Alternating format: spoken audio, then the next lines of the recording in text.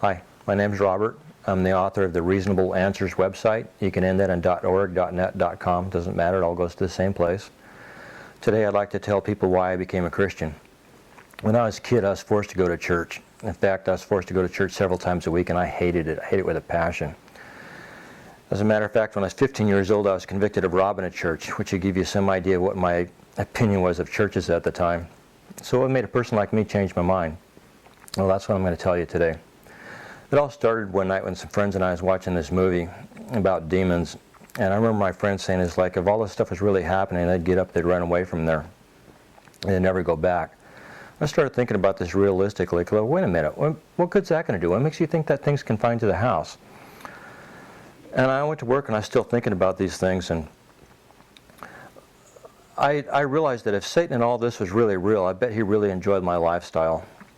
And I started wondering how much he really played a part in it, I started blaming him for some of my mental anguish, my hurt, my pain. Now, I know you can't just go around blaming the devil on everything, but still the thought that he played a part in it really ticked me off, and I wanted to get even. I wanted revenge. Well, how did he get even with the devil? The only thing I could think of is, well, he hates Jesus. So I just started screaming. I know it sounds crazy, but I just started screaming, for every person I ever robbed, I'm going to tell somebody about Jesus, and you can't stop me. Well, it's like the minute I got that out of my mouth, I just was overwhelmed with it. Something evil was right behind me, and it just scared the crap out of me. Well, I started praying, and it went away.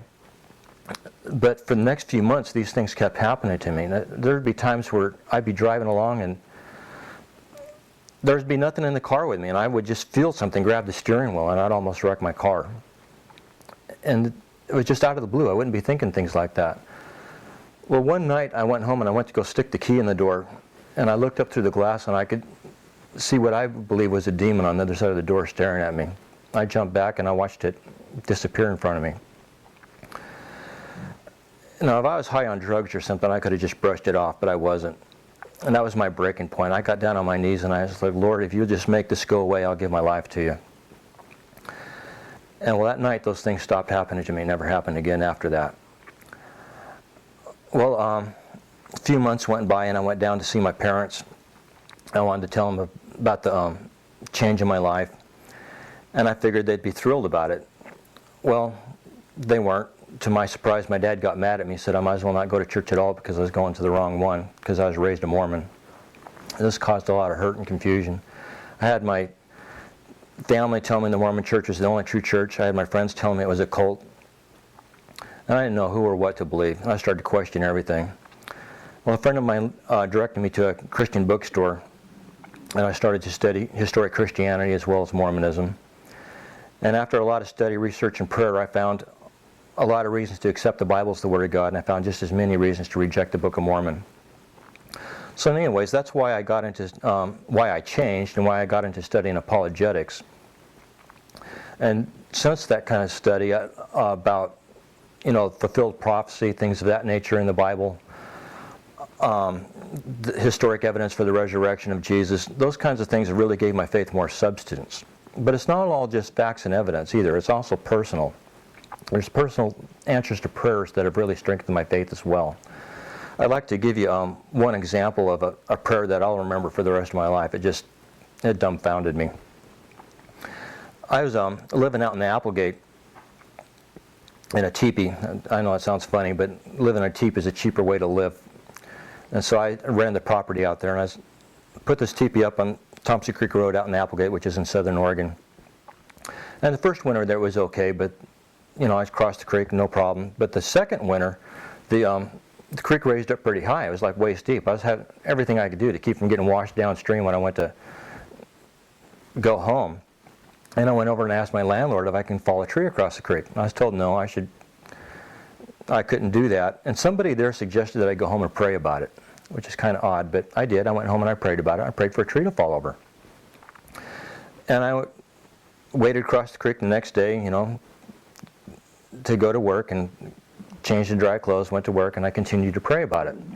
When I got off work, I decided, well, I'm going to buy some rope, Mickey Mouse, some sort of rope bridge or something, so I can get across the creek. And I remember stopping at Bi-Mart, and I was in the store to buy the rope, and I had this really strong impression. It's like, you don't need the rope.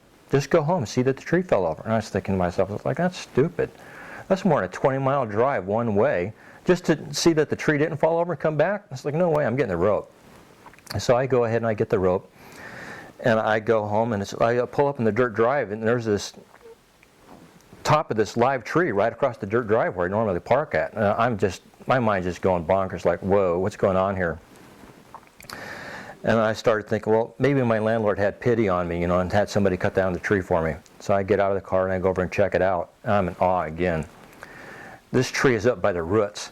It's about 3 foot through the center, perfectly live tree, no major storm or anything. And it's just laying there right where I need to cross. And, of course, I can't do that. And my landlord knows I can't do that too. What I'm trying to relate to you is that, so there's a lot of evidence for the Christian faith, but it's also personal things as well. I mean, answered prayers and things like that, I can't sit there and prove, and you can think whatever you want, but I was there, I know it happened. But for other people that want to question things, in the end, there's a lot of evidence for the Christian faith, but in the end, you'll have to end up taking a step of faith to make that. I mean, nobody can just sit there and show you God. But it's not at all a blind faith. You don't have to throw your brains out the window and become a Christian. If you would like to see more evidence and stuff like that, you can find it on my website. Again, that's Reasonable Answers. And you can enter Reasonable Answers in either .org, .net, .com. It doesn't matter. It all goes to the same spot. Anyways, hope you have a nice day. I'll talk to you later. Bye.